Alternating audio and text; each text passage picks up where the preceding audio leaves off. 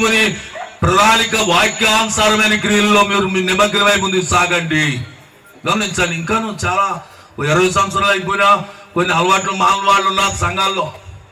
ఏంటి ఉన్నారంటారా లేరంటారా? ఏంటి విడిచిపెట్టని వాళ్ళు ఉన్నారు, చుట్ట విడిచిపెట్టిన వాళ్ళు ఉన్నారు, త్రాగుడు విడిచిపెట్టిన వాళ్ళు ఉన్నారు, అసూయ విడిచిపెట్టిన వాళ్ళు ఉన్నారు, అబద్ధాలు విడిచిపెట్టిన వాళ్ళు ఉన్నారు, అట్లాగే మోసాలు విడిచిపెట్టిన వాళ్ళు ఉన్నారు. ఇవన్నీ పాపాలే, దేవునికి వ్యతిరేకమైన క్రియలు. ఎందుకంటే మనం భారతీయులం కదా, ఇవన్నీ కూడా ఒంటినిండా తగిలించుకుని ఉంటాం బ్యాగులాగా. అంటే మన భారతదేశంలో అసూయ ఎక్కువ, అబద్ధాలు ఎక్కువ, దొంగతనాలు ఎక్కువ. ఎవడన్నా సరే బంగారం కానీ వేసుకుని కానీ మోటార్ సైకిల్ మీద వెళ్ళారనుకోండి, వెనకమాల పడి ఆ బొందు తెంపేస్తాడనమాట. పీకి తెగిపోయినా పర్వాలేదు. భారతీయులను ఏ దేశంలో కూడా నిలవనే ఉండలేదు. మా దేశం విడిచి వెళ్ళిపోవడం మీరు మంచివాడు కాదని చెప్పుకుంటున్నారు. మన భారతదేశంలో ఉన్న క్రియ మార్చబడాలి. క్రైస్తవ్యం క్రియ అనేటువంటిది మారుస్తుంది అనమాట. అందుచేత మీరు మీ క్రియలు మారాలంటే యేసుని అంగీకరించండి. ఎందుకంటే ఆస్ట్రేలియన్లు కూడా భారతీయులు ఈ యొక్క ఆస్ట్రేలియాలో ఉండడానికి వీల్లేదు. కెనడాలో కూడా భారతీయులు కెనడాలో ఉండడానికి వీల్లేదు. అమెరికాలో కూడా భారతీయులు అమెరికాలో ఉండడానికి వీల్లేదు. లండన్ వాళ్ళు కూడా, బ్రిటన్ వాళ్ళు, బ్రిటిష్ వాళ్ళు కూడా భారతీయులు మా యొక్క బ్రిటిష్ దేశంలో ఉండడానికి వీల్లేదు. ఎందుకు అని అంటే క్రియలు మంచివి కాదు చాలా మందివి. అందుచేత క్రియలు మార్చుకోవాలి. క్రియలు మార్చుకోకపోతే క్రైస్తవ సంఘంలో కూడా మనం చేరిన తర్వాత మన క్రియలు అట్లాగే కొనసాగితే క్రైస్తవం కూడా మనం అంగీకరించదు. ఇది దేవుని సత్య సంబంధమైన రాజ్య ప్రణాళిక. ఇది ఇశ్రాయేలు నుండి దీని ఒక మార్గం ఏర్పడింది. ఇది సృష్టికర్త అయిన దేవుడిదే. కానీ దీనికి మనకంటే ముందు ఇశ్రాయేలు దీంట్లో ఈ మార్గంలో నడుచుకున్నారు అనమాట. మనం కూడా నడుచుకోవాలి. అందుచేత దేవుడు మనకి ఇచ్చిన ఈ ఒక రక్షణ ఏం చెప్తున్నాడంటే, నేను వెళ్ళిపోయిన తర్వాత మీరు మీ పాపలో ఉండి చచ్చిపోతారు. అందుచేత నేను వెళ్ళిన చోటికి రాలేరు. నేను వెళ్ళిన చోటికి రావాలంటే సత్యాన్ని స్పష్టంగా కొనసాగించాలి అని చెప్తున్నా. ఎందుకంటే ఇప్పుడు కాలంలో జరుగుతున్న కాలాన్ని బట్టి లోకమంతా ఒక సాఫ్ట్వేర్ ఇంజనీర్ అట, అతనికి విస్తారమైన జీతం ఉంది, 1,40,000 రూపాయల జీతం. ఒక లెటర్ రాశాడు. ఎవరు రాశాడనంటే, నేను ఈ సమాజంలో అవినీతి సమాజంలో నేను బ్రతకాలని ఇష్టపడలేదు, అంచేత నేను ఆత్మహత్య చేసుకుంటున్నాను. నా మరణానికి నా వాంగ్మూలం ఏంటంటే, ఎవరు బాధ్యులు కాదు, ఇప్పుడు ఉన్న కల్చర్ పాడైపోయింది కనుక నాకు బ్రతకాలనిపించట్లేదు. వార్తలు వచ్చాయి.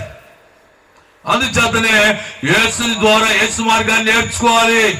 యేసు ద్వారా ఏది కూడా కుటుంబ వ్యవస్థకి అది చెడ్డదేమి కాదు. కుటుంబ వ్యవస్థ అనుసరించి ఉంటుంది. రెండోది, భక్తిలో కూడా స్వార్థపు భక్తి ఉండదన్నమాట. స్వార్థపు భక్తి ఉండదు. ఇది ఎలాగనండి, వేషధారణ చెల్లదు. ఎవరైనా వేషధారణ చేస్తే ఆ వ్యక్తిని అది వేషధారణ బట్టబయలు అయిపోతుంది. ఇది అద్దం వంటిది. క్రైస్తవం అంటే అద్దం వంటిది. అద్దంలో చూసుకుంటే మన ముఖం ఎలా కనబడుతుందో మన పాపాలు కూడా క్రైస్తవంలో కనబడతాయి అనమాట. అందుచేత దీన్ని మనం వెంబడిస్తే మనం నీతిమంతులుగా, పరిశుద్ధులుగా, రాబోతున్న లోక కళ్యాణానికి హక్కుదారులుగా మనం పొందగలం. అందుచేత ఒక వచనం యోహాను సువార్త 8:12 మరలా యేసు, నేను ఈ లోకమునకు వెలుగును, నన్ను వెంబడించేవాడు చీకటిలో నడవక జీవపు వెలుగు కలిగి ఉండని యేసు ప్రభువు లోకానికి వెలుగు. అంటే ఏం వెలుగు?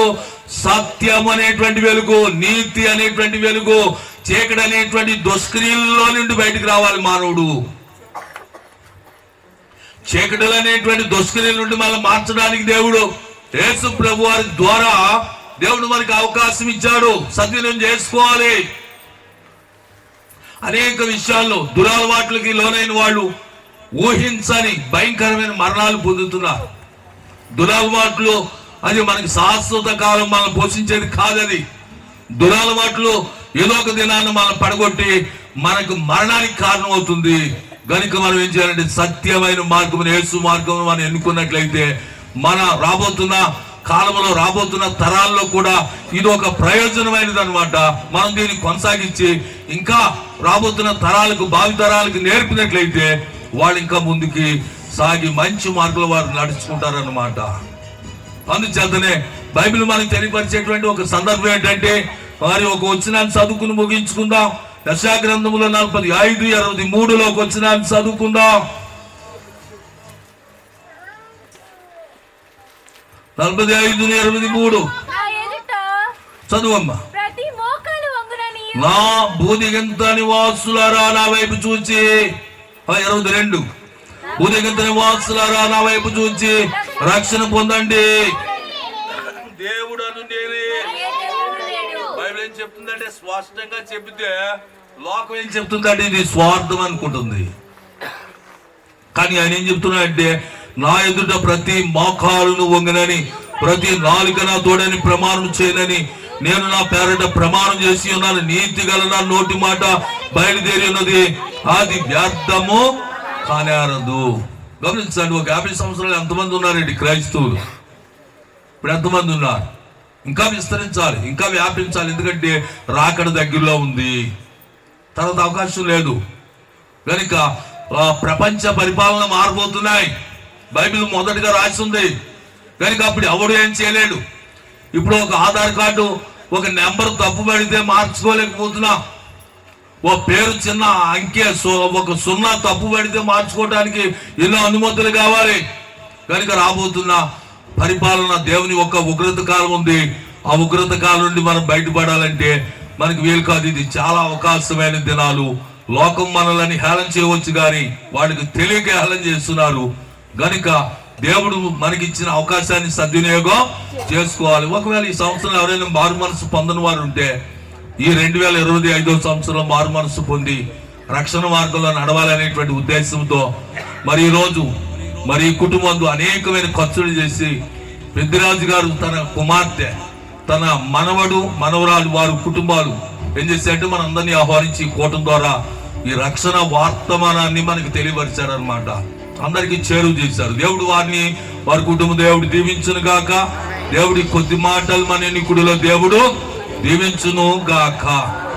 ఆమేన్. చిన్న ప్రార్థన. మహాగణుడును సర్వోన్నతుడును సర్వశక్తిమంతుడగు మా దేవ, ఈ యొక్క రాత్రి గల సమయంలో జరిగిపోబడుతున్న ఈ యొక్క క్రిస్మస్ పండుగ సందర్భంగా ఏకీపించిన ప్రతి ఒక్కరిపై నీ ఆత్మను నింపి ఆశీర్వాదాన్ని ఇంటికి పెట్టి దయచేసి సమృద్ధి కల్పించి దీవెన దయచేయమని యేసు నామములో ప్రార్థన చేసి వేడుకొనుచున్నా పరమ తండ్రి.